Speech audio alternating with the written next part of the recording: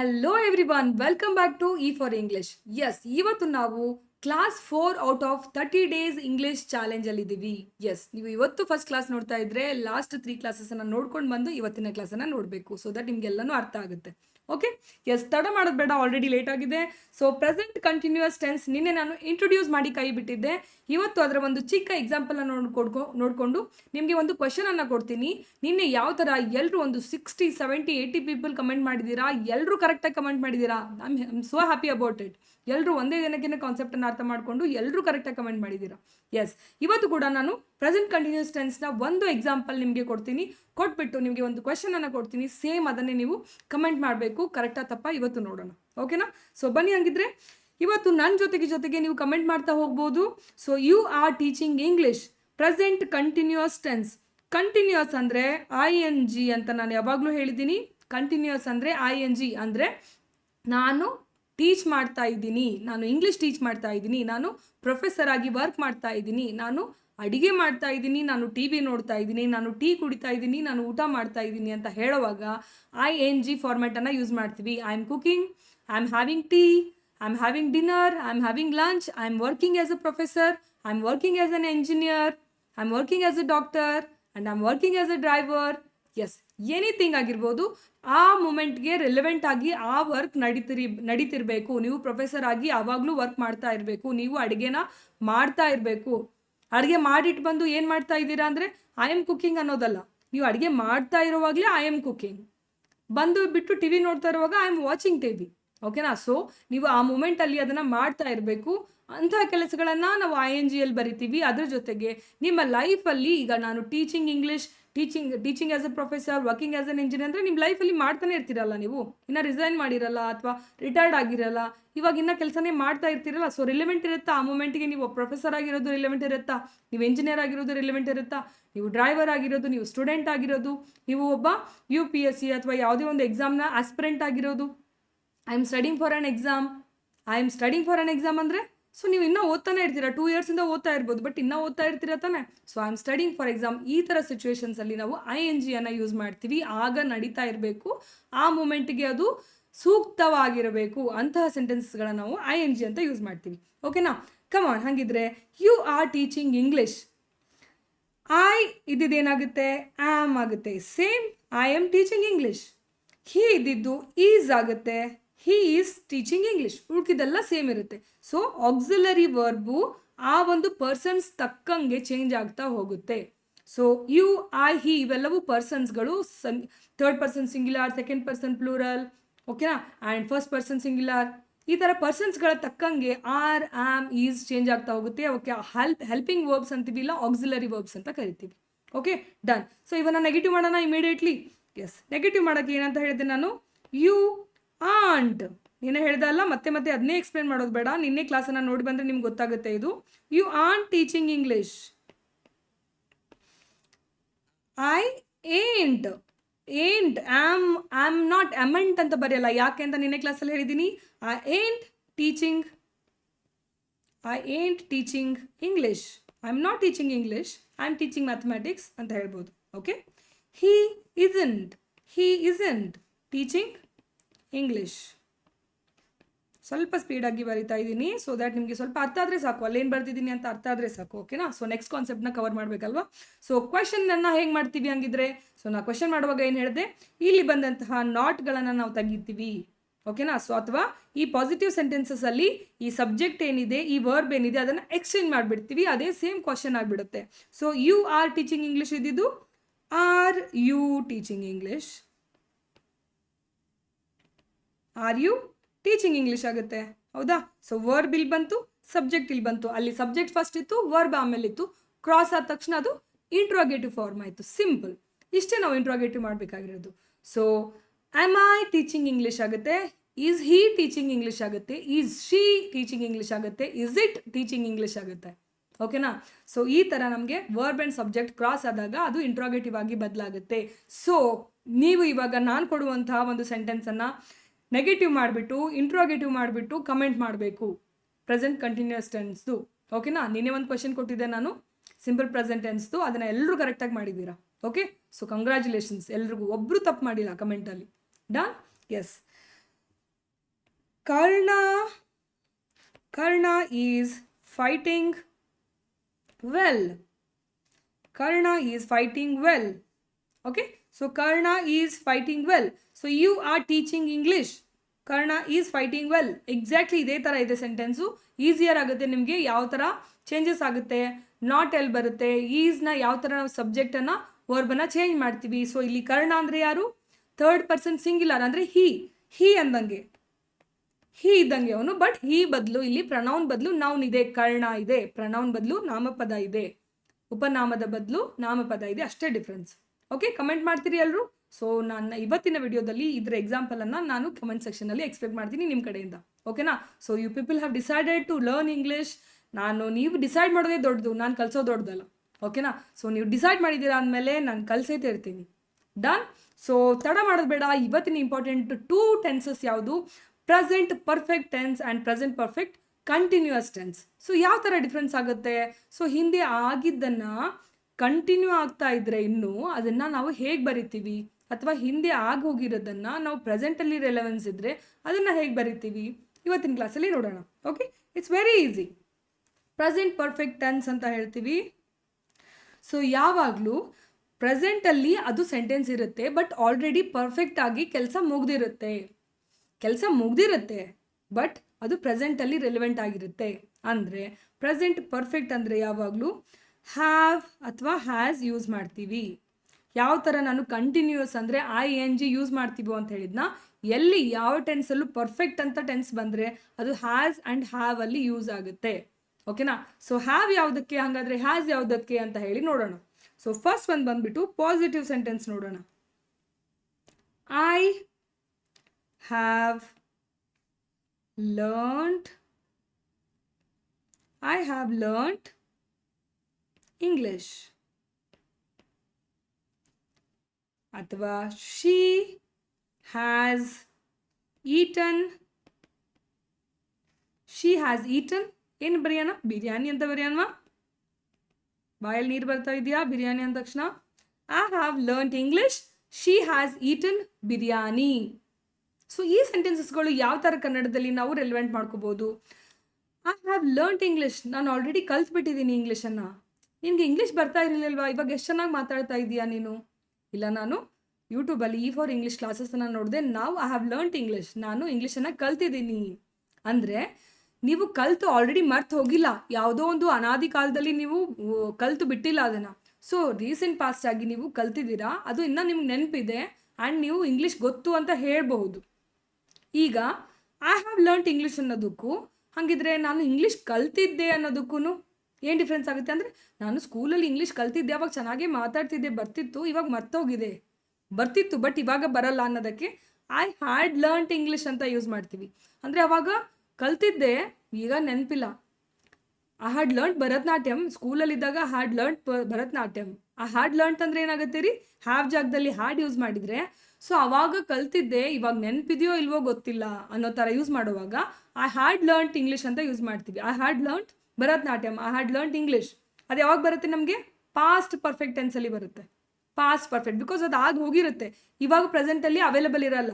So ಯಾವುದೇ action ಆಗಿ ನಡೆದು ಹೋಗಿದ್ರೂ ಕೂಡ ಇವಾಗ ಅದು ಅವೈಲೇಬಲ್ ಇದೆಯಾ, ನಿಮ್ಮ ತಲೆಯಲ್ಲಿದೆಯಾ, ನಿಮ್ಮ ಕಣ್ಣು ಮುಂದಿದೆಯಾ, ಆ ಆ್ಯಕ್ಷನ್ ನಿಮಗೆ ಪ್ರೆಸೆಂಟಲ್ಲಿ ರಿಲೆವೆನ್ಸ್ ಇದೆಯಾ, ಅವುಗಳಿಗೆ ನಾವು ಏನು ಮಾಡ್ತೀವಿ? ಐ ಹ್ಯಾವ್ ಅಂತ ಯೂಸ್ ಮಾಡ್ತೀವಿ. ಹ್ಯಾವ್ ಜೊತೆಗೆ ಇಲ್ಲಿ PP ಯೂಸ್ ಮಾಡ್ತೀವಿ. PP ಅಂದರೆ ಯಾವುದ್ರಿ? ಜಾತ್ರೆಯಲ್ಲಿ ಸಿಗೋ PPನ? Yes, past participle. ವರ್ಬಲ್ಲಿ ಹೇಳಿದೆ ನಾನು, ಬೇಸ್ ಫಾರ್ಮ್ ಇರುತ್ತೆ, ಪಾಸ್ಟ್ ಟೆನ್ಸ್ ಇರುತ್ತೆ, ಪಾಸ್ಟ್ ಪಾರ್ಟಿಸಿಪಲ್ ಇರುತ್ತೆ. ಅಂದರೆ ಗೋ ಇರುತ್ತೆ, ವೆಂಟ್ ಇರುತ್ತೆ, ಗಾನ್ ಇರುತ್ತೆ ಅಲ್ವಾ? ಸೊ ಇದು ಗೋ ಅನ್ನೋದು ಬೇಸ್ ಫಾರ್ಮ್, ವೆಂಟ್ ಅನ್ನೋದು ಪಾಸ್ಟ್ ಟೆನ್ಸ್, ಗಾನ್ ಅನ್ನೋದು ಪಾಸ್ಟ್ ಪಾರ್ಟಿಸಿಪಲ್. ಸೊ ಗಾನ್ ಅನ್ನೋದೇನು ಕಂಪ್ಲೀಟ್ಲಿ ಪಾಸ್ಟ್ ಆಗಿ ಹೋಗಿರಲ್ಲ. ಸೊ ಅದು ರೀಸೆಂಟ್ ಪಾಸ್ಟಲ್ಲಿ ನಡೆದಿರುತ್ತೆ, ಅಥವಾ ತುಂಬ ಹಿಂದೆ ನಡೆದಿದ್ರು ಕೂಡ ಇವತ್ತು ಅದು ಅವೈಲೇಬಲ್ ಇರುತ್ತೆ. ಆ ಒಂದು ಸಿಚುವೇಶನ್ ಇವತ್ತು ಕೂಡ ಹೋಲ್ಡ್ಸ್ ಗುಡ್, ಟ್ರೂ, ಅಂದರೆ ಅದು ಇವತ್ತಿಗೂ ಕೂಡ ಸತ್ಯ ಆಗಿರುತ್ತೆ. ಅಂಥ ಸೆಂಟೆನ್ಸಸ್ಗಳಿಗೆ ನಾವು ಏನಂತ ಹೇಳ್ತೀವಿ? ಐ ಹ್ಯಾವ್ ಲರ್ನ್ಡ್ ಇಂಗ್ಲಿಷ್ ಅಂತ ಹೇಳಿ ಕರಿತೀವಿ. ಆವಾಗ ನಾವು ಪ್ರೆಸೆಂಟ್ ಪರ್ಫೆಕ್ಟ್ ಟೆನ್ಸನ್ನು ಯೂಸ್ ಮಾಡ್ತೀವಿ. ಓಕೆನಾ? ಇವಾಗ I have shopped dresses, I have bot dresses. Deepavali ಬಂತು, ನಾನು ಡ್ರೆಸ್ಸಸ್ ತೊಗೊಂಡಿದ್ದೀನಿ. ಸೊ ತೊಗೊಂಡು ಎಲ್ಲಿದೆ? ನಿಮ್ಮ ಕಡೆ ಇದೆ ತಾನೆ? ತೊಗೊಂಡಿದ್ದೀರಾ? ನಿಮ್ಮ ಕಡೆ ಇದೆ ತಾನೇ, ಹಾಕೋತೀರ ತಾನೇ ಹಬ್ಬಕ್ಕೆ. So I have bot dresses. She ಬಂದಾಗ ಸೊ ಇದನ್ನೇ ನಾನು ಹೇಳಕ್ಕೆ ಬಂದೆ. ಹ್ಯಾಸ್ ಎಲ್ಲಿ ಬರುತ್ತೆ, ಹ್ಯಾಸ್ ಎಲ್ಲಿ ಬರುತ್ತೆ, ಹ್ಯಾವ್ ಎಲ್ಲಿ ಬರುತ್ತೆ. ಐ, ವಿ, ಯು, ದೇ ಇವೆಲ್ಲದರಲ್ಲೂ ಹ್ಯಾವ್ ಬರುತ್ತೆ. Only third person singular she, he, she, it. He, she, ಇಟ್ಗೆ ಮಾತ್ರ ಹ್ಯಾಸ್ ಆಗುತ್ತೆ. She has bought beautiful dresses. ಅವಳು ತುಂಬ ಮುದ್ದಾಗಿರುವಂತಹ ಒಂದು ಸುಂದರವಾಗಿರುವಂತಹ ಡ್ರೆಸ್ಸನ್ನು ತಂದಿದ್ದಾಳೆ. ಆಗೋಗಿದೆ, ಖರೀದಿ ಆಗೋಗಿದೆ. ಬಟ್ ಅದು ಅವಳ ಕಡೆ ಇದೆ ತಾನೇ ಇನ್ನೂ ತೋರ್ಸೋಕ್ಕೆ. ಓಕೆ, ನೀವು ನೋಡೋಕೆ ಹೋಗ್ತೀರಾ ಆ ಡ್ರೆಸ್ಸನ್ನು. ನಿಮ್ಮ ತಂಗಿನೋ, ನಿಮ್ಮ ಅಕ್ಕನೋ, ನಿಮ್ಮ ಅಣ್ಣನೋ ಯಾರೋ ಡ್ರೆಸ್ ತಂದಿರ್ತಾರೆ, ಅದನ್ನು ನೋಡೋಕೆ ಹೋಗ್ತೀರಾ. ಓಕೆನಾ? ಸೇಮ್ ಅಂಥದ್ದೇ ಡ್ರೆಸ್ ನೀವು ಕಾಲೇಜಲ್ಲಿದ್ದಾಗ, ಸ್ಕೂಲಲ್ಲಿದ್ದಾಗ ನಿಮ್ಮ ಕಡೆ ಇರುತ್ತೆ. ನಾನು ಹಿಂದದೇ ಒಂದು ಡ್ರೆಸ್ ತಂದಿದ್ದೆ ಆ ಮಾರ್ಕೆಟಲ್ಲಿ ಅಂತ ಹೇಳ್ತೀರಾ. ಸೊ ಆ ಡ್ರೆಸ್ ನಿಮ್ಮ ಕಡೆ ಇಲ್ಲ ಇವಾಗ, ಅವಾಗ ತಂದಿದ್ದು. I had bought same dress 10 years back. I had bought same dress. I had bought same dress. Had ಯಾವಾಗ ಬರುತ್ತೆ? ಸೊ ನೀವು ಆಲ್ರೆಡಿ ತಂದಿದ್ರಿ ಹಿಂದೆ, ಬಟ್ ಇವತ್ತು ಆ ಡ್ರೆಸ್ ನಿಮ್ಮ ಕಡೆ ಇಲ್ಲ. ಇರೋ ಅಂಥ ಡ್ರೆಸ್ ಇದ್ದರೆ ಐ ಹ್ಯಾವ್ ಬಾಟ್. ಗೊತ್ತಾಗ್ತಿದೆಯಾ ಡಿಫ್ರೆನ್ಸು? ಹ್ಯಾಡ್ ಆ್ಯಂಡ್ ಹ್ಯಾಸ್ ಯಾಕೆ ಡಿಫ್ರೆನ್ಸ್ ಆಗುತ್ತೆ ಅಂತ. ಸೊ ಹ್ಯಾವ್ ಮತ್ತು ಹ್ಯಾಸನ್ನು ಆಲ್ರೆಡಿ ನಡೆದೋಗಿರುವಂಥ ಸಿಚುವೇಶನ್ಸು ಇವತ್ತು ಕೂಡ ರಿಲೆವೆನ್ಸ್ ಇದ್ದರೆ, ರಿಲೆವೆನ್ಸ್ ಅಂದರೆ ಏನು ರೀ? ಸೊ ಅದನ್ನು ತೋರಿಸು ಅಂದರೆ ನಿಮ್ಮ ಕಡೆ ತೋರ್ಸೋಕೆ ಆ ಡ್ರೆಸ್ ಇರಬೇಕು. ಸೊ ನೀವು ಪ್ರೊಫೆಸರ್, ಇವತ್ತೂ ಪ್ರೊಫೆಸರ್ ಇರಬೇಕು. ಆ ಥರ ಇವತ್ತಿಗೂ ರಿಲೆವೆಂಟ್ ಇರುವಂತಹ ಥಿಂಗ್ಸ್ಗೆ ನಾವು ಐ ಹ್ಯಾವ್ ಅಂತ ಯೂಸ್ ಮಾಡ್ತೀವಿ, ಅಥವಾ ಶಿ ಹ್ಯಾಸ್ ಅಂತ ಯೂಸ್ ಮಾಡಿ ಅದ್ರ ಮುಂದೆ ಬರುವಂತಹ ಕ್ರಿಯಾಪದ ವರ್ಬ್ ಏನಿದೆ ಅದನ್ನು ಪಾಸ್ಟ್ ಪಾರ್ಟಿಸಿಪಲ್ ಫಾರ್ಮಲ್ಲಿ ಇಡ್ತೀವಿ. So hope this is clear. ಇದು ಕ್ಲಿಯರ್ ಆಗಿದೆ ಅನ್ಕೋತೀನಿ. ಪ್ರಾಕ್ಟೀಸ್ ಮಾಡ್ತಾ ಹೋದಂಗೆ ನಿಮಗೇನೆ ಗೊತ್ತಾಗುತ್ತೆ ಎಷ್ಟು ಡಿಫ್ರೆನ್ಸ್ ಅಂತ. ಓಕೆ, ಸೊ ಇದನ್ನು ಹಾಗಿದ್ರೆ ಹೆಂಗೆ ನೆಗೆಟಿವ್ ಮಾಡ್ತೀವಿ ನಾವು? ಸಿಂಪಲ್. ಈಸ್ ಆರ್ಗೆ ನಾಟ್ ಹಾಕ್ತಿದ್ವಾ? ಸೇಮ್ ಇದಕ್ಕೆ ಹ್ಯಾವ್ಗೆ ನಾಟ್ ಹಾಕಬೇಕು. I haven't learned English.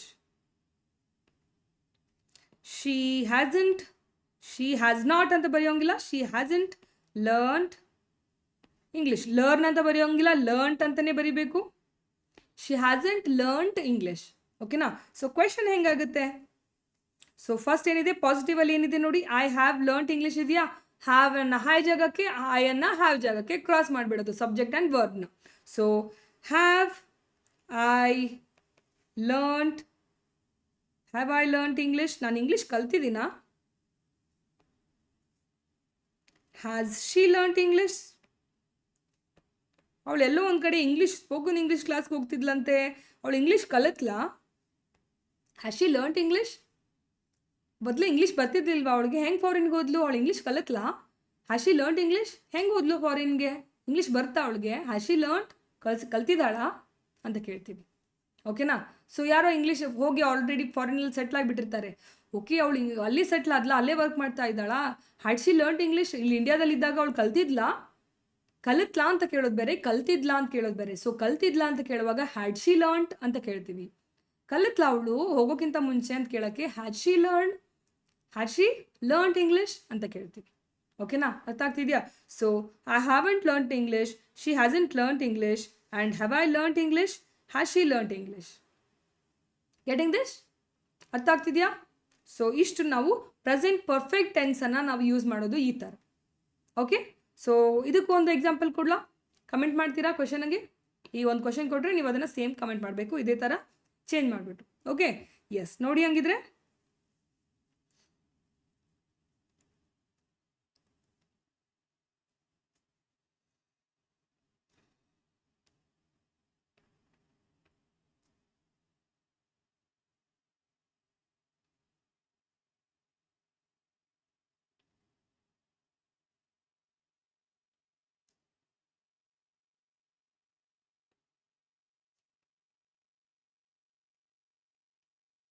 Veena has cooked pulao. ನೋಡಿ, ಕುಕ್ಡ್ ಅನ್ನೋದು ಪಿ. ಯಾವುದರ ಪಿ ಇದು? ಕುಕ್ನ past tense cooked, and past participle ಕೂಡ ಕುಕ್ಡೇ ಆಗುತ್ತೆ. So there are verbs past and past participles ಎರಡು ಸೇಮೇ ಉಳಿತಿದೆ, ಯಾವುದು ಚೇಂಜ್ ಆಗಲ್ಲ. ಓಕೆನಾ? ಸೊ ಗೋ ವೆಂಟ್ ಗಾನ್ ಆಗುತ್ತೆ. ಓಕೆ, ಗೋ ವೆಂಟ್ ಇದ್ದಿದ್ದು ಗಾನ್ ಆಗುತ್ತೆ, ಬಟ್ ಕುಕ್ಡ್ ಆಗುತ್ತೆ. ಅದೇ ಥರ ಸಿಟ್ ಸ್ಯಾಟ್ ಮತ್ತು ಸ್ಯಾಟೆ ಆಗುತ್ತೆ, ಸಿಟನ್ ಆಗಲ್ಲ. ಓಕೆನಾ? ಸಿಟ್ ಸ್ಯಾಟ್ ಮತ್ತು ಸ್ಯಾಟೆ ಆಗುತ್ತೆ. ಈ ಥರ ನೀವು ಕೆಲವೊಂದಿಷ್ಟು ವರ್ಬ್ ವೊಕ್ಯಾಬ್ಯುಲರಿನ ನೀವು ಕಲಿಬೇಕು. ವರ್ಬನ್ನು ನೋಡಿಕೊಂಡು ಗೂಗಲಲ್ಲಿ ವರ್ಬ್ ಫಾರ್ಮ್ ಹೊಡೆದು ಸಿಟ್ ವರ್ಬ್ ಫಾರ್ಮ್ಸ್ ಅಂತ ಹೊಡೆದ್ರೆ ನಿಮಗೆ ವರ್ಬ್ ಸಿಗುತ್ತೆ. ಅದು ಯಾವ್ದು ಫಾರ್ಮಲ್ ಇದೆ ಅಂತ ಹೇಳಿ ನಿಮ್ಗೆ ಸಿಗುತ್ತೆ. ಸೊ ಈ ಥರ ಜಾಸ್ತಿ ನೀವು ಫ್ರೀ ಇದ್ದಾಗ ನೀವು ಗೂಗಲ್ ಮಾಡಿ, ಬಸ್ಸಲ್ಲಿ ಓಡಾಡುವಾಗ, ಎಲ್ಲೋ ಫ್ರೀಯಾಗಿ ಕುಂತಾಗ, ಕ್ಲಾಸಸ್ ಆಫ್ ಇದ್ದಾಗ, ಸುಮ್ಮನೆ ಎಲ್ಲೋ ಕುಂತಿರ್ತೀರ ಟೀ ಕುಡಿತಾ ನಿಮ್ಗೆ ಯಾವುದೋ ಒಂದು ವರ್ಬ್ ನೆನಪಾಗುತ್ತೆ, ಗೂಗಲ್ ಮಾಡೋದು ಫಾರ್ಮ್ಸ್ ಆಫ್ ದಿಸ್ ವರ್ಬ್ ಅಂತ ಹೊಡೆದ್ರೆ ನಿಮ್ಗೆ ಅಲ್ಲಿ ಯಾವ ಫಾರ್ಮ್ ಅಂತ ಗೊತ್ತಾಗುತ್ತೆ. ಸೊ ದ್ಯಾಟ್ ಆ ಫಾರ್ಮ್ಸ್ ನಿಮಗೆ ಗೊತ್ತಿದ್ರೆ ನೀವು ಭಾಷೆ ಯೂಸ್ ಮಾಡುವಾಗ ಶಬ್ದನೇ ಬೇಕಲ್ವಾ ಫಸ್ಟು. ನಿಮ್ಮ ಕಡೆ ಶಬ್ದ ಭಂಡಾರ ಇದ್ದರೆ ಮಾತ್ರ ಎಷ್ಟೇ ಗ್ರಾಮರ್ ಕಲಿಸಿದ್ರು, ಎಷ್ಟೇ ಸ್ಪೋಕನ್ ಇಂಗ್ಲೀಷ್ ಕಲಿಸಿದ್ರು, ನಿಮ್ಮ ಹತ್ರ ಇರುವಂತಹ ಶಬ್ದ ಭಂಡಾರದಿಂದ ಮಾತ್ರ ನೀವು ಮಾತಾಡೋಕ್ಕೆ ಸಾಧ್ಯ ಅಲ್ವಾ. ಸೊ ಡೈಲಿ ನಿಮ್ಮ ಶಬ್ದ ಭಂಡಾರ ಜಾಸ್ತಿ ಆಗ್ತಾ ಹೋಗಬೇಕೇ ಹೊರತು ಸ್ಟಾಗ್ನೆಂಟ್ ಆಗಿ ಉಳಿಬಾರ್ದು. ಸೊ ಫ್ರೀ ಇದ್ದಾಗ ಜಾಸ್ತಿ ವರ್ಬನ್ನು ಕಲೀರಿ, ಜಾಸ್ತಿ ಅದಕ್ಕೇನಂತಾರೆ ಇಂಗ್ಲೀಷಲ್ಲಿ, ಇದಕ್ಕೇನಂತಾರೆ ಇಂಗ್ಲೀಷಲ್ಲಿ ಅಂತ ಕಲಿತ್ರೆ, ಸೊ ಇಂಗ್ಲೀಷಲ್ಲಿ ಎಲ್ಲದಕ್ಕೂ ಶಬ್ದಗಳು ಗೊತ್ತಿದ್ರೆ ಮಾತ್ರ ನೀವು ಒಂದು ವಾಕ್ಯವನ್ನು ರಚಿಸೋಕ್ಕೆ ಸಾಧ್ಯ. ಓಕೆನಾ, ಡನ್. ನಿಮ್ಮ ಕಡೆಯಿಂದ ಈ ಎಫರ್ಟ್ ಆಗ್ತಾ ಇರಬೇಕು, ಕಂಟಿನ್ಯೂಸ್ ಆಗಿ ಶಬ್ದ ಭಂಡಾರ ಜಾಸ್ತಿ ಆಗ್ತಾ ಹೋಗಬೇಕು. ಸೊ ದ್ಯಾಟ್ ನಾನು ಕಲಿಸುವಂತಹ ಸ್ಪೋಕನ್ ಇಂಗ್ಲೀಷಲ್ಲಿ ನಿಮ್ಮ ಶಬ್ದಗಳು ಬಂದು ಕೂತ್ಕೋಬೇಕಲ್ವಾ. ಸೊ ಅದಕ್ಕೋಸ್ಕರ okay, done with present perfect tense. Similarly ಇದು ಇನ್ನೂ ಹಸಿ ಬಿಸಿ ಇರುವಾಗಲೇ ನಾವು ಪ್ರೆಸೆಂಟ್ ಪರ್ಫೆಕ್ಟ್ ಕಂಟಿನ್ಯೂಸ್ ಟೆನ್ಸನ್ನು ಕಲ್ತ್ಬಿಡೋಣ. ಅದು ಹೆಂಗಾಗುತ್ತೆ ಅಂತ ನೋಡೋಣ. Okay, so present perfect continuous tense ನೋಡಿ, this is so different here. Present perfect continuous tense ಇಲ್ಲೇನಿದೆ, ಕಂಟಿನ್ಯೂಸ್ ಕೂಡ ಇದೆ, ಪರ್ಫೆಕ್ಟ್ ಕೂಡ ಇದೆ. ನಾನೇನು ಹೇಳಿದೆ, ಪರ್ಫೆಕ್ಟ್ ಅಂತ ಬಂದಾಗ ಹ್ಯಾಸ್ ಬರುತ್ತೆ ಅಂತ ಹೇಳಿದೆ. ಎಸ್, ಇಲ್ಲಿ ಬರುತ್ತೆ. ಕಂಟಿನ್ಯೂಸ್ ಅಂದಾಗ ING ಇರಬೇಕು ಅಂತ ಹೇಳಿದೆ. ಎಸ್, ಅದು ಕೂಡ ಇರುತ್ತೆ. ಸೊ ಇವೆರಡು ಒಟ್ಟೊಟ್ಟಿಗೆ ಬರೋದ್ರಿಂದ ಅದನ್ನು ಬ್ಯಾಲೆನ್ಸ್ ಮಾಡಲಿಕ್ಕೆ, ಎರಡು ಒಟ್ಟಿಗೆ ಒಂದು ಫೋರ್ಸ್ ಬರೋದ್ರಿಂದ ಆ ಎರಡು ಫೋರ್ಸನ್ನು ಲ್ಯಾಂಗ್ವೇಜ್ ಬ್ಯಾಲೆನ್ಸ್ ಮಾಡಲಿಕ್ಕೆ ಇಲ್ಲಿ ಬೀನ್ ಅನ್ನುವಂತಹ ಮತ್ತೊಂದು ಹೆಲ್ಪಿಂಗ್ ವರ್ಬನ್ನು ಯೂಸ್ ಮಾಡ್ತಾರೆ. ಯಾವುದೇ ಟೆನ್ಸ್ ಆಗಲಿ, ಪ್ರೆಸೆಂಟ್ ಆಗಲಿ, ಪಾಸ್ಟ್ ಆಗಲಿ, ಫ್ಯೂಚರ್ ಆಗಲಿ, present perfect continuous tense, perfect and continuous both together ಬಂದಾಗ ಈ ಹೊಸ ಒಂದು ಆಕ್ಸಿಲರಿ ವರ್ಬನ್ನು ಇನ್ ಬಿಟ್ವೀನ್ ಯೂಸ್ ಮಾಡಿ ಆ ಒಂದು ಸೆಂಟೆನ್ಸನ್ನು ಬ್ಯಾಲೆನ್ಸ್ ಮಾಡ್ತಾರೆ. ಹೇಗೆ ನೋಡೋಣ. Positive sentence, I have been learning English. And same, they, we, you, same ಹ್ಯಾವೇ ಯೂಸ್ ಮಾಡ್ತೀವಿ. ಹಿ, ಶಿ, ಇಟ್ಗೆ ಮಾತ್ರ ನಾವು ಹ್ಯಾಸ್ ಯೂಸ್ ಮಾಡ್ತೀವಿ. He has been learning English. ಓಕೆನಾ. ಸೊ ಇದನ್ನು ಯಾವಾಗ ಯೂಸ್ ಮಾಡ್ತೀವಿ ಹಾಗಿದ್ರೆ, ಯಾವ ಸಿಚುವೇಶನಲ್ಲಿ ಯೂಸ್ ಮಾಡ್ತೀವಿ? ಸೊ ಆಲ್ರೆಡಿ ಆಗಿ ಹೋಗಿರುವಂಥದ್ದು ಇನ್ನೂ ನಡೀತಾನೇ ಇರಬೇಕು. ಆಲ್ರೆಡಿ ಆಗಿ ಹೋಗಿರುವಂಥದ್ದು ಬರೀ ರಿಲೆವೆಂಟ್ ಇರೋದಲ್ಲ, ನಡೀತಾ ಇರಬೇಕು ಇನ್ನೂ. ಅಂದರೆ ಐ ಹ್ಯಾವ್ ಲರ್ನ್ಡ್ ಇಂಗ್ಲೀಷ್ ಅಂದರೆ ಏನರ್ಥ, ನೀವು ಇಂಗ್ಲೀಷ್ ಕಲಿಯೋದನ್ನು ಮುಗಿಸ್ಬಿಟ್ಟಿದ್ದೀರಾ. ಬಟ್ ಇಲ್ಲಿ ಹಂಗಾಗ್ತಾ ಇಲ್ಲ.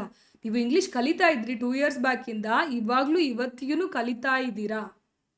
ಓಕೆನಾ. ಸೊ ಲಾಸ್ಟ್ ಇಯರ್ ನೀವು MSc ಅಡ್ಮಿಷನ್ ತೊಗೊಂಡ್ರಿ, MSc ಫಸ್ಟ್ ಇಯರ್ ಮುಗಿದಿದೆ, you are in MSc second year. So ನಿಮ್ಮ MSc ಇನ್ನೂ ನಡೀತಾ ಇದೆ ಲಾಸ್ಟ್ ಇಯರಿಂದ. ಓಕೆನಾ. ಸೊ 2024 to 2025 ಇನ್ನೂ MSc ನಿಮ್ಮದು ನಡೀತಾ ಇದೆ. ಓಕೆ, ನಿಮ್ಮ ಇಂಜಿನಿಯರಿಂಗ್ ಇನ್ನೂ ನಡೀತಾ ಇದೆ, ನಿಮ್ಮ ಒಂದು ಡಿಗ್ರಿ ಇನ್ನೂ ನಡೀತಾ ಇದೆ, ನಿಮ್ಮ ಒಂದು ಎಕ್ಸಾಮ್ಸ್ಗೆ ಓದುವಂಥ ಜರ್ನಿ ಹೋದ ವರ್ಷ ಸ್ಟಾರ್ಟ್ ಆಗಿದ್ದು ಇನ್ನೂ ನಡೀತಾ ಇದೆ. ಸೊ ಒಂದು ಪಾಸ್ಟಲ್ಲಿ ಸ್ಟಾರ್ಟ್ ಆಗಿ ಇನ್ನು ಪ್ರೆಸೆಂಟ್ವರೆಗೂ ನಡೀತಾನೆ ಇರ್ತದಲ್ಲ, ಅಂತಹ ಒಂದು ಆ್ಯಕ್ಟಿವಿಟೀಸ್ಗೆ ನಾವು ಪ್ರೆಸೆಂಟ್ ಪರ್ಫೆಕ್ಟ್ ಕಂಟಿನ್ಯೂಸ್ ಟೆನ್ಸ್ ಅಂತ ಕರಿತೀವಿ. So I have been learning English. So past 4 ದಿನದಿಂದ ನಾನು ಇಂಗ್ಲೀಷ್ ಕಲಿತಾನೆ ಇದ್ದೀನಿ. ನಾನು ಇಂಗ್ಲೀಷ್ ಪಾಸ್ಟ್ 4 daysಯಿಂದ, ಎಲ್ಲಿಂದ ಒಂದು ಇನಿಷಿಯಲ್ ಸ್ಟೇಜ್ ಇರುತ್ತೆ, ಅದಕ್ಕೆ ಒಂದು ಇನಿಷಿಯಲ್ ಪಾಯಿಂಟ್ ಇರುತ್ತೆ, ಆ ಪಾಯಿಂಟಿಂದ ಇಲ್ಲಿವರೆಗೂ ಅದು ನಡೀತಾನೆ ಇರುತ್ತೆ. ಸೊ ಇಂಗ್ಲೀಷ್ ಯಾವಾಗ ಸ್ಟಾರ್ಟ್ ಮಾಡಿದ್ರಿ? 4-5 days ಬ್ಯಾಕ್. ಸೊ 4-5 days ಬ್ಯಾಕಿಂದ ಇವತ್ತಿನವರೆಗೂ, ಈ ಮೂಮೆಂಟ್ವರೆಗೂ ನೀವು ಇಂಗ್ಲೀಷ್ ಕಲಿತಾನೆ ಇದ್ದೀರಾ. So I have been learning English. So recent ಪಾಸ್ಟಾಗಿ ಯೂಟ್ಯೂಬಲ್ಲಿ ಯಾವಾಗಲೂ ಒಂದು ಕ್ಲಾಸ್ ನೋಡ್ತಾ ಇರ್ತೀಯಲ್ಲ, ಯಾವ ಕ್ಲಾಸ್ ನೋಡ್ತಾ ಇರ್ತೀಯಾ? ಇಲ್ಲ, ಒಬ್ರು ಮ್ಯಾಮ್ ಇಂಗ್ಲೀಷ್ ಹೇಳ್ಕೊಡೋಕೆ ಬರ್ತಾರೆ. So I have been learning English. So ನಾನು ವಾಚ್ ಮಾಡ್ತಾ ಇರೋದು ಅದಕ್ಕೋಸ್ಕರ. I have been learning English since 4 days. 4 daysಯಿಂದ ನಾನು ಇಂಗ್ಲೀಷ್ ಕಲಿತಾನೆ ಇದ್ದೀನಿ. ಓಕೆನಾ. ಈ ಥರ he has been learning English, she has been learning English. So third person singular he, she, ಇಟ್ಗೆ ಹ್ಯಾಸ್ ಯೂಸ್ ಮಾಡ್ತೀವಿ, ಉಳಿದಿದ್ದಕ್ಕೆ ಹ್ಯಾವ್ ಯೂಸ್ ಮಾಡ್ತೀವಿ. ಸಿಂಪಲ್. ಓಕೆ. ಸೊ ನೆಗೆಟಿವ್ ಹೆಂಗಾಗುತ್ತೆ ಹಂಗಿದ್ರೆ ಇಲ್ಲಿ? I haven't been learning English. ಇಲ್ಲಿ ಬಂದಂತಹ ಹೊಸ ಬೀನ್ ಏನಿದೆಯಲ್ಲ, ಇದು ಯಾವಾಗಲೂ ಈ ING ವರ್ಬ್ ಇರುತ್ತಲ್ಲ ಅದ್ರ ಜೊತೆಗೆ ಅಟ್ಯಾಚ್ಡ್ ಆಗಿರುತ್ತೆ, ಎಲ್ಲೂ ಹೋಗಲ್ಲ ಅದನ್ನು ಬಿಟ್ಟದು. ಓಕೆ, ಬೀನ್ ಫಸ್ಟ್ ಹ್ಯಾವ್ ಹಾಕೋದಾ ಆಮೇಲೆ ಬೀನ್ ಹಾಕೋದಾ ಕನ್ಫ್ಯೂಷನ್ ಬೇಡ. ಇದು ಒಂಥರ ಟ್ವಿನ್ ಇದ್ದಂಗೆ. ಇದ್ರ ಜೊತೆಗೆ ಬೀನ್ ಲರ್ನಿಂಗ್ ಜೊತೆಗೇನೆ ಇರ್ತವೆ. ನೀವು ಯಾವ ಸೆಂಟೆನ್ಸ್ ಮಾಡಿದ್ರು ಅಷ್ಟೇ, ಬೀನ್ ಆ್ಯಂಡ್ ಲರ್ನಿಂಗ್ ಜೊತೆಗೇ ಬೀನ್ ಪಕ್ಕನೇ ಇರುತ್ತೆ ಅದು. ಸೊ ಇದು ಯಾವತ್ತೂ ಈ ಹ್ಯಾವ್ಗಿಂತ ಮುಂಚೆ ಬರಲ್ಲ. ಓಕೆನಾ? ಸೊ ಅದನ್ನ ನೆನ್ಪಿಟ್ಕೊಳ್ಳಿ. ಬಿಕಾಸ್ ನೀವು ಕ್ವಶನ್ ಮಾಡುವಾಗೆಲ್ಲ ನಿಮಗೆ ಬೀನ್ ಫಸ್ಟ್ ಹಾಕಬೇಕಾ ಹ್ಯಾವ್ ಫಸ್ಟ್ ಹಾಕಬೇಕಾ ಕನ್ಫ್ಯೂಸ್ ಆಗ್ಬೋದು. ಬಟ್ ನೋ, ಅಲ್ಲಿ ವರ್ಬ್ ಇರುತ್ತೋ ING ಫಾರ್ಮ್ಯಾಟ್ದು ಬೀನ್ ಅದ್ರ ಪಕ್ಕನೇ ಇಡಬೇಕು ಯಾವಾಗಲೂ. ಅದೊಂದು ನೆನ್ಪಿಟ್ಕೋಬೇಕು ನೀವು. That is the rules for present perfect continuous tense. So I haven't been learning English. he hasn't been learning English. ಅವನೇನು ಇಂಗ್ಲೀಷ್ ಕಲಿತಾ ಇಲ್ಲ,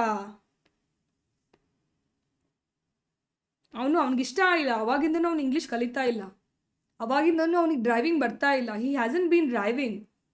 ಅವ್ನು ತುಂಬ ದಿನ ಆಯಿತು, ಅವನು ಅವತ್ತಿಂದನೂ ಡ್ರೈವ್ ಮಾಡ್ತಾ ಇಲ್ಲ, ಡ್ರೈವಿಂಗ್ ಬಿಟ್ಬಿಟ್ಟಿದ್ದಾನೆ ಅವನು. he hasn't been driving. ತುಂಬ ದಿನದಿಂದ ಅವನು ಏನು ಮಾಡ್ತಾ ಇದ್ದಾನೆ, ಸ್ಮೋಕಿಂಗನ್ನು ಬಿಟ್ಬಿಟ್ಟಿದ್ದಾನೆ. So he hasn't been smoking. ಇವಾಗೇನು ಅವ್ನು ಸ್ಮೋಕ್ ಮಾಡ್ತಾ ಇಲ್ಲ, ಅಂದರೆ ಒಂದು ಪಾಯಿಂಟಲ್ಲಿ ಬಿಟ್ಟಿದ್ದಾನೆ, ಅದು ಇನ್ನೂ ಕಂಟಿನ್ಯೂ ಆಗ್ತಿದೆ. ಸೊ ಇವಾಗೇನು ಸ್ಮೋಕಿಂಗ್ ಸ್ಟಾರ್ಟ್ ಮಾಡಿಲ್ಲ. he hasn't been smoking. he hasn't been drinking. ಅವ್ನು ಅವಾಗಿಂದ ಕುಡಿತಾ ಇಲ್ಲ. ಸೊ ಇವತ್ತಿನವರೆಗೂ ಅದು ರೆಲೆವೆಂಟ್ ಇದೆ, ಯಾವತ್ತೋ ಒಂದಿನ ಬಿಟ್ಟಿದ್ದು. ಓಕೆನಾ? ಸೊ ಈ ಥರ ಸಿಚುವೇಶನ್ಸಲ್ಲಿ ನಾವು ಈ ಒಂದು hasn't been ING ಫಾರ್ಮ್ಯಾಟನ್ನು ಯೂಸ್ ಮಾಡ್ತೀವಿ. ಓಕೆನಾ? ಡನ್. ಸೊ ಈ ಥರ ಇದ್ದ ಸಿಚುವೇಶನ್ಸಲ್ಲಿ ನೀವು ಇಂಗ್ಲೀಷಲ್ಲಿ ಇದನ್ನು ಯೂಸ್ ಮಾಡೋಕ್ಕೆ ಸ್ಟಾರ್ಟ್ ಮಾಡಬೇಕು. ಅದ್ರ ಜೊತೆಗೆ ಈ ಇಂಟ್ರಾಗೇಟಿವ್ ಫಾರ್ಮಲ್ಲಿ ಹೆಂಗಾಗುತ್ತೆ ಅಂತ ಹೇಳಿ ನೋಡ್ಬಿಡೋಣ. So I have been learning English positive sentence ಏನಿದೆ, ನಾವು ಸಬ್ಜೆಕ್ಟ್ ಆ್ಯಂಡ್ ಆಕ್ಸಿಲರಿ ವರ್ಬನ್ನು ಕ್ರಾಸ್ ಮಾಡಬೇಕು. Have I been learning English. Next one automatically ನಿಮಗೆ ಗೊತ್ತಾಗುತ್ತೆ, ನಾನು ಮತ್ತೆ ಹೇಳೋದು ಬೇಡ. Has he been learning English. ನೋಡಿ, ಬೀನ್ ಆ್ಯಂಡ್ ಲರ್ನಿಂಗ್ ಜೊತೆಗೇ ಇರುತ್ತೆ. ಓಕೆನಾ? ಸೊ ಅದು ಕನ್ಫ್ಯೂಷನ್ ಬೇಡ. ಡನ್. ಸೊ ಎಕ್ಸಾಂಪಲ್ ಕೊಡ್ಲಾ, ಆನ್ಸರ್ ಮಾಡ್ತೀರಾ? ಸೊ ಬೈ ನಾವು ಕಂಪ್ಲೀಟ್ ಪ್ರೆಸೆಂಟ್ ಟೆನ್ಸನ್ನು ಮುಗಿಸಿದ್ದೀವಿ. Simple present tense, present continuous tense, present perfect tense, present perfect continuous tense, 4 ಮುಗಿಸಿದ್ದೀವಿ. You should know by this day ನಿಮಗೆ ಪೂರ್ತಿ ಪ್ರೆಸೆಂಟ್ ಟೆನ್ಸ್ ಗೊತ್ತು.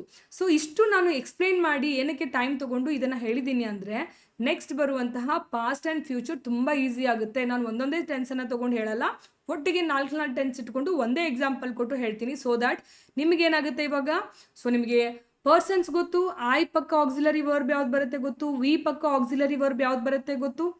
Just auxiliary verbs present tense past tense ಹೆಂಗೆ change ಆಗುತ್ತೆ ಅಂತ ಅಷ್ಟೇ ನೋಡ್ಕೋತಾ ಹೋಗ್ತೀವಿ ನಾವು ಕಂಪ್ಲೀಟ್ಲಿ. ಮತ್ತೆ ಇಷ್ಟು ಡೀಪಾಗಿ ಪಾಸ್ಟ್ ಆ್ಯಂಡ್ ಫ್ಯೂಚರ್ನ ಡಿಸ್ಕಸ್ ಮಾಡೋದು ಬೇಡ. Because you already know it, rules ಎಲ್ಲ ಗೊತ್ತಿದೆ. ಸೇಮ್ ಕಾಪಿ ಪೇಸ್ಟ್ ರೂಲ್ಸ್ ಅಲ್ಲೇ ಕೂಡ ಅಪ್ಲೈ ಆಗುತ್ತೆ.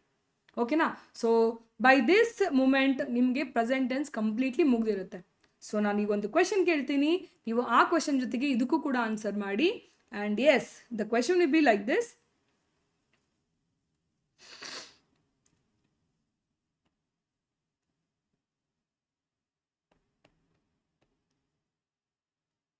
ನಾನಿಲ್ಲಿ ಆಕ್ಸಿಲರಿ ವರ್ಬ್ ಕೂಡ ಹಾಕಲ್ಲ, ಡ್ಯಾಶ್ ಬಿಟ್ಟಿರ್ತೀನಿ, ನೀವೇ ಹಾಕಬೇಕು ಯಾವ್ದು ಬರುತ್ತೆ ಅಂತ ಹೇಳಿ ಗೊತ್ತಾಗಬೇಕು ನಿಮಗೆ. ಬೀನ್,